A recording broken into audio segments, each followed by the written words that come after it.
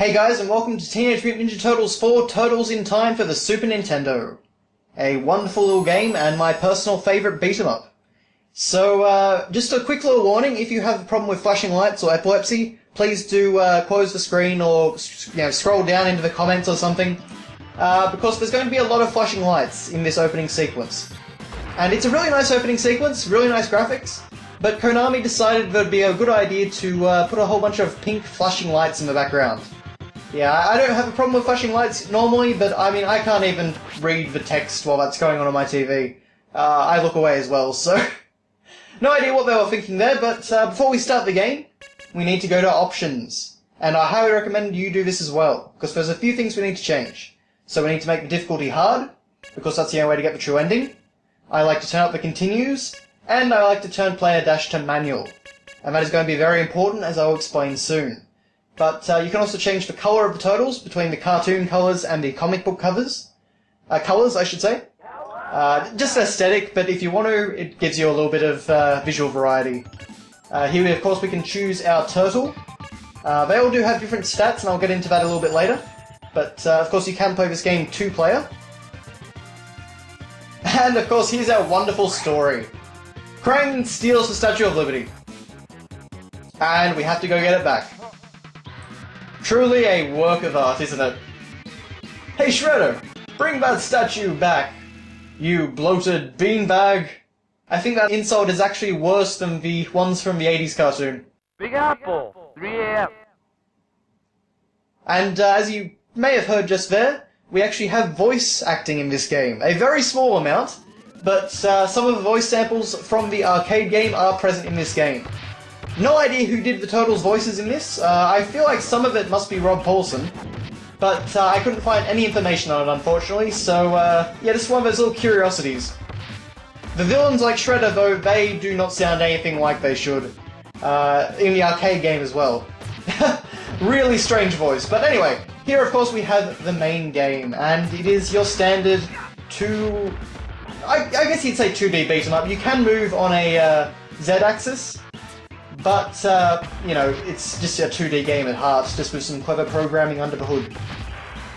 Now, if you stand under this lovely wrecking ball here, you get a lovely little animation, as I thought I showed off, but apparently not. Pizzas there will restore your health, and every now and then there will be an item like that barrel which you can hit to blow up. In this game you have an attack button and a jump button, and that's really all you need. So you can, of course, string together attack combos. You can go into a dash by double tapping a particular direction, and that will let you do kind of like a charge attack. By pressing the jump button while dashing, you can do a kind of a little somersault sort of thing, and that can be very handy because it speeds you up a bit. You can do a jump kick, a jump attack. There's quite a bit of variety in the basic moveset of this game for a beat-em-up. The other thing you can do, although you only see me do it about once or twice, and even then it's accidental, is a super attack.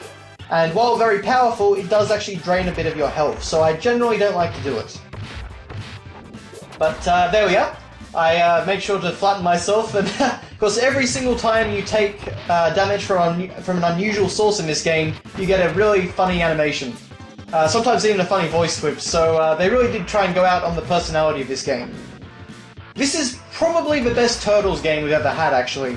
It really gets the personality and the style of the 80s cartoon, even if it's kind of, you know, got a bit of that sort of English sensibilities. Yeah, just very kind of... If you know the Turtles, you'll see a lot that's just kind of off in terms of, you know, villain personalities and stuff like that. But, of course, we've reached the first boss, and it's Baxter Stockman in his fly form. Terminate the Turtles! So he's got a little gun here, which has a couple of modes, so we can fire like this. And as we'll see a little bit later, he's got a much more interesting method of attack. But he will land periodically. I'm not sure if it depends on if you've hit him or not, but you know, you can of course hit him in the air. And yes, so he can shoot a giant arm from his gun. No idea where that came from. I don't think that was ever in the series. I haven't seen every episode of 80s Turtles, but I did watch a lot as a kid. Yeah, this is one of those interesting ideas. And what I love, though, is when you hit him, he actually does laugh. He's got this cute little fly laugh. But again, nice attention to detail there.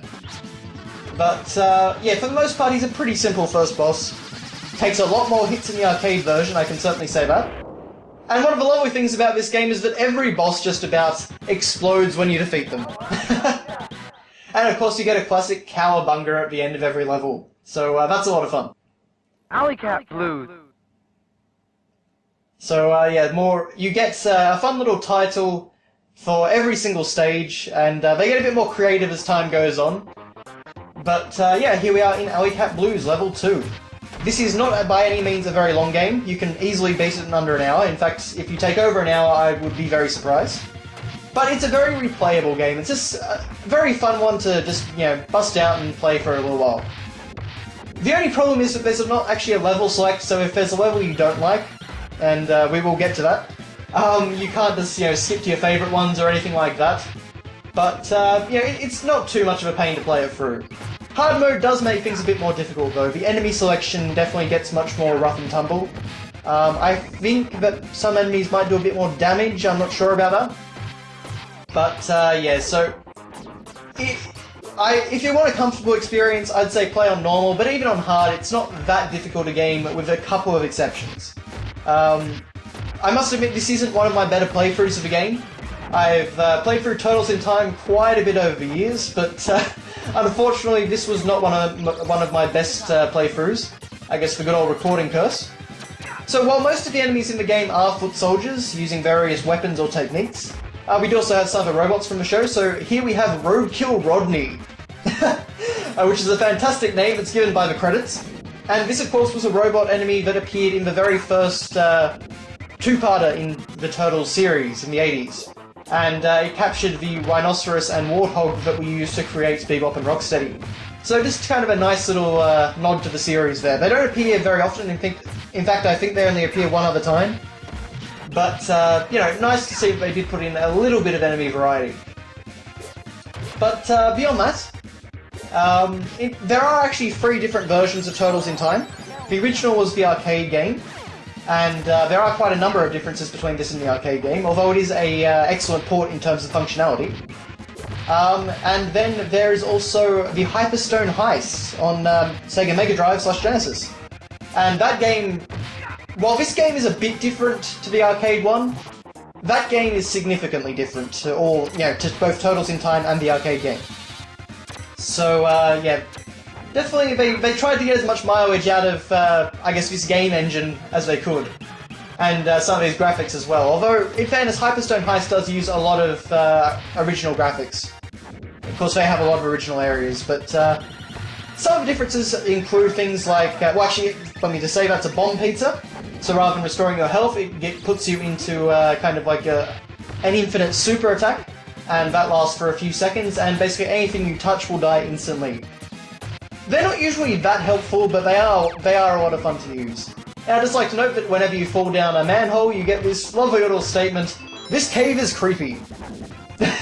I've never understood that. I've been playing this game since about the age of 4 or 5 perhaps, and never been able to understand that, but I guess it's just a good old case of English.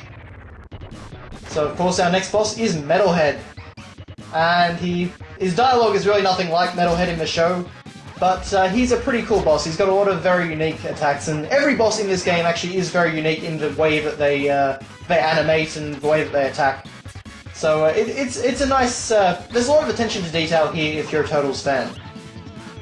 Even if they don't really get the characters right, per se. But, anyway, yeah, so the cave is creepy. I think that was just a case of English. There's quite a few cases of that in the small amount of dialogue we have. But as you can see, that's Metalhead taken care of already. So nice and quick. And of course, he makes a big explosion. Although, I guess he's the only one that really does make sense.